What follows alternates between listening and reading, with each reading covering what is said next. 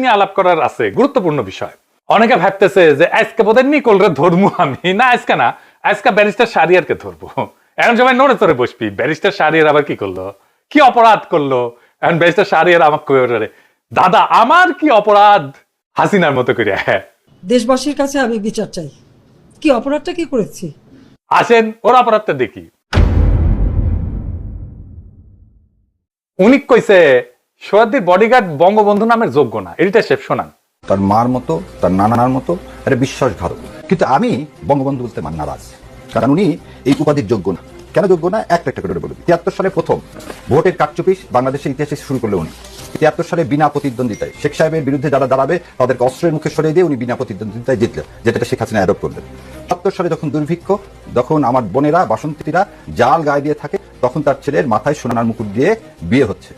তার মন্ত্রীরা বিদেশি ইম্পোর্টেড হুইস্কি ছাড়া খেতে পারে না, সেজন্য তাদের নাম হয়ে গেল বোতল মন্ত্রী। 22,000 জাসদ কর্মীকে রক্ষী বাহিনী দ্বারা হত্যা করা হলো। সিরাজ শিকদার কোথায় এক বলে হত্যা করা হলো। বাংলাদেশকে হত্যা করা হলো, আওয়ামী লীগকে হত্যা করা, আবার বলতেছে বাংলাদেশ এবং আওয়ামী লীগকে হত্যা করা হলো 75 সালে 24শে জানুয়ারি বাকশাল কায়েমের মাধ্যমে। সেই লোক কোনোদিন বঙ্গবন্ধু হতে পারে না। শুনেছেন, এটা একেবারে ভুল কথা। সোহাদ্দির বডিগার্ড বঙ্গবন্ধু নামেরই যোগ্য। তাহলে বুঝতে হবে বঙ্গবন্ধু নামটার মধ্যে কি লুকায় আছে। ওই নামের মধ্যেই লুকায় আছে আমাদের দাসত্বের চিহ্ন। বঙ্গবন্ধু শব্দটা এমন ভাবে তৈরি এবং প্রতিষ্ঠিত এবং ব্যবহার করা হয় বাংলাদেশে, যে বাংলাদেশ রাষ্ট্রকে ভারতীয় হেজিমনি, মানে তার সাংস্কৃতিক, তার সিভিলাইজেশনাল যে ধারাবাহিকতা, তার মধ্যে ঢুকে ফেলে। এটাই হলো ভাষার ভেতরের লুকানো রাজনীতি। রাজনীতির বাহন কলে ভাষা, ভাষা দিয়েই রাজনীতি তৈরি হয়।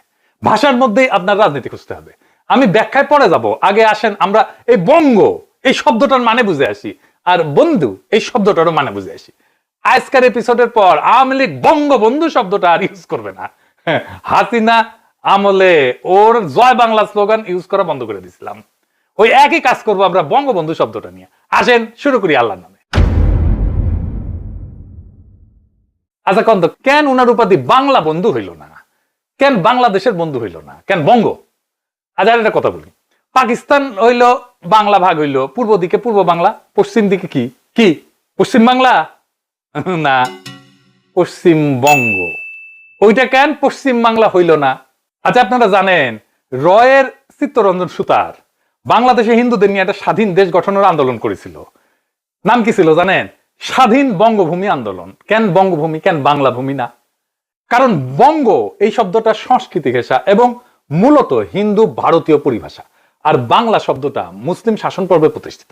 ভারত বাংলা বলে না, বলে বঙ্গ। আমি আপনাকে 18টা খুব বিখ্যাত বইয়ের শিরোনাম আর লেখকের নাম দেখাই। বইয়ের বিষয় বাংলা, কিন্তু শিরোনাম কি দেখেন?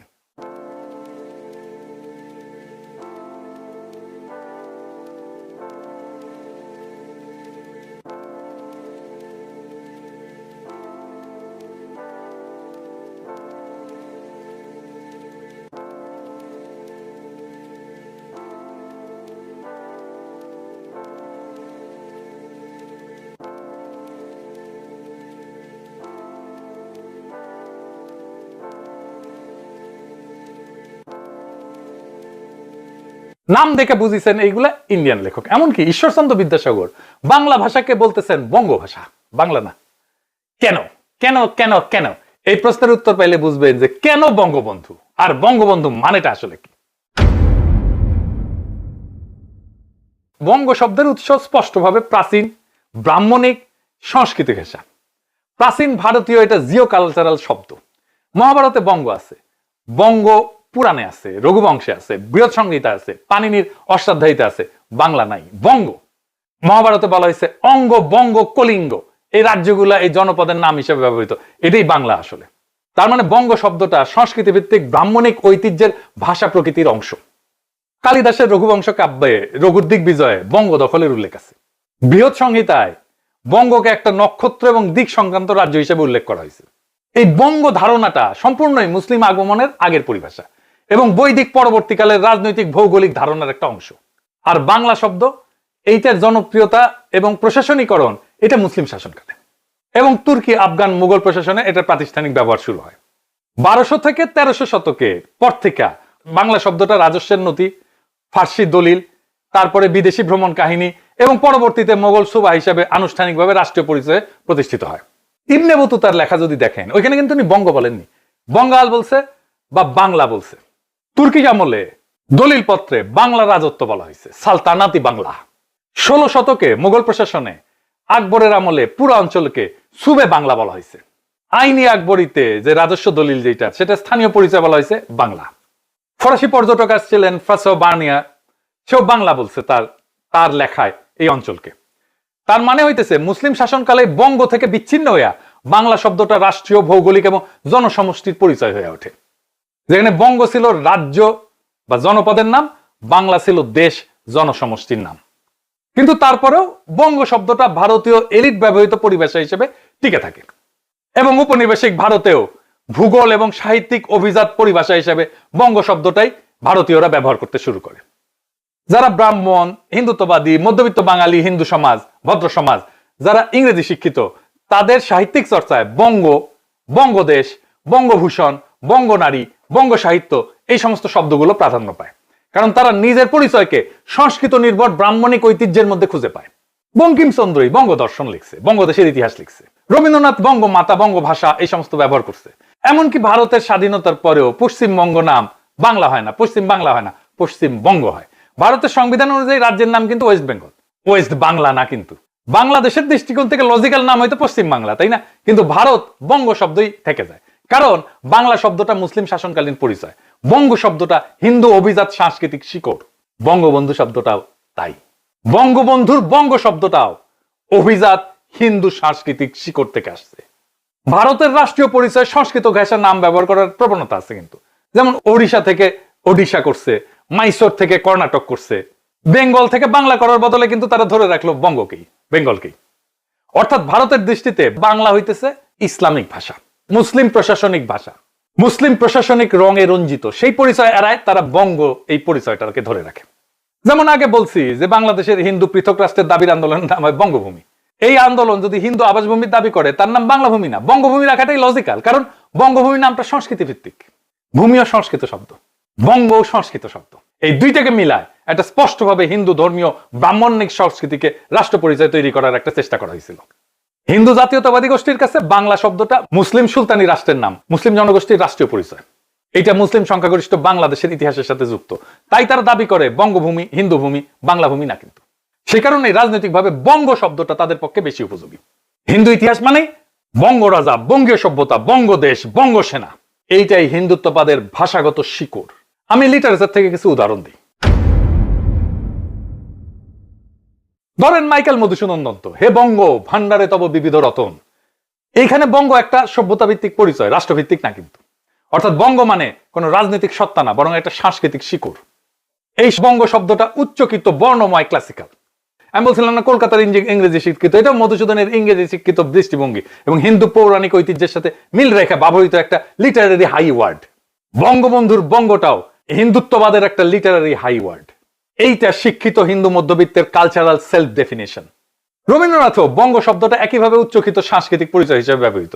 রবীন্দ্রনাথ যখন লেখেন বঙ্গমাতা, বঙ্গলক্ষ্মী, বঙ্গভূষণ, এই সবই সংস্কৃত ধর্মী হিন্দু পুরাণ ঘেঁষা কাব্যিক এবং অভিজাত ভাষার ব্যবহার।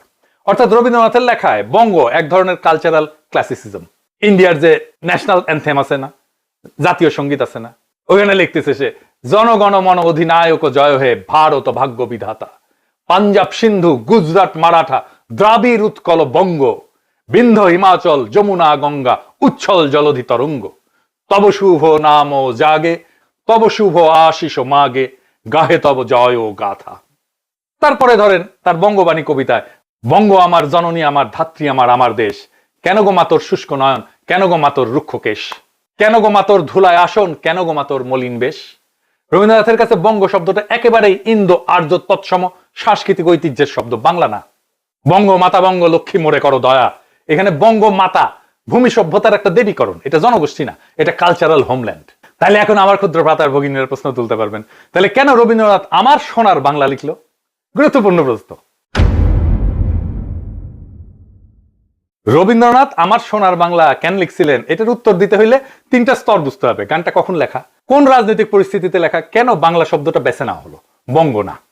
গানটা লেখা হয়েছিল 1905 সালের বঙ্গভঙ্গের প্রতিরাধে। আপনি খেয়াল করেন, বঙ্গভঙ্গ, বাংলা ভঙ্গ না কিন্তু, বঙ্গভঙ্গ। 5 সালে লর্ড কার্জন বঙ্গভঙ্গ ঘোষণা করে, পশ্চিম অংশ যেটা পশ্চিমবঙ্গ, আর পূর্ববঙ্গ যেটা মুসলিম সংখ্যাগরিষ্ঠ, ঢাকা রাজধানী হবে, নবগঠিত আসাম বাংলা প্রেসিডেন্সি হবে। এই সময় হিন্দু স্বদেশী আন্দোলন প্রবলভাবে সামনে আসে এবং তারাই বঙ্গভঙ্গকে বাধা দেয় এবং শেষ পর্যন্ত বঙ্গভঙ্গ হইতে পারেনি। রবীন্দ্রনাথ গানটা লেখে বঙ্গভঙ্গ রদ আন্দোলনের মাস মোবিলাইজেশন তৈরির জন্য। এখানে অত্যন্ত গুরুত্বপূর্ণ বিষয়, রবীন্দ্রনাথ বঙ্গমাতা, বঙ্গভূমি এই শব্দ বহুবার ব্যবহার করছেন সাহিত্য জীবনে, কিন্তু এই গানটাতে তিনি বঙ্গ না বাংলা বেছে নিলেন। এটা কাকতালীয় না, এটা চিন্তাশীল রাজনৈতিক সিদ্ধান্ত। কেন রবীন্দ্রনাথ বঙ্গ শব্দটা ব্যবহার করলেন না? কারণ বঙ্গ শব্দটা হিন্দু ভদ্র সমাজের সংস্কৃত ঘেঁষা অভিজাত শব্দ। ফলে তিনি যদি গান লিখতেন আমার সোনার বঙ্গ, তাহলে সেটা হিন্দু ভদ্রলোকদের গান হতো। মুসলমান কৃষক, পূর্ববঙ্গের দরিদ্র কৃষকদের গান হইতো না। এই পূর্ব বাংলার দরিদ্র মানুষেরা সেই শব্দে নিজেদের অস্তিত্ব খুঁজে পাইতো না। রবীন্দ্রনাথ এটা গভীরভাবে জানতেন। বাংলা শব্দটা তখনকার সাধারণ মানুষের ভাষা এবং সবচেয়ে গুরুত্বপূর্ণ, এটা মুসলমান জনগোষ্ঠীকে সমানভাবে স্পর্শ করবে। সেই জন্যই তিনি আমার সোনার বাংলা লিখছেন, আমার সোনার বঙ্গ লেখেননি। তাইলে বুঝতে পারতেছেন তো, বঙ্গবন্ধু আসলে বাংলাদেশের মানুষের বন্ধু না। সে ভারত বাংলাদেশকে যেই বঙ্গ হিসাবে পাইতে চায়, তার ফিজিক্যাল এমবডিমেন্ট, সোহরাওয়ার্দীর বডিগার্ডকে নিয়ে ইন্ডিয়ার যে উচ্ছ্বাস, তা শুধু এই কারণে না যে পাকিস্তান ভাঙছে, বরং এই কারণে যে সে তার মিথিক্যাল ভারতের অংশ যে বঙ্গ, সেটাকে সে ফিরায় আনার বন্ধু।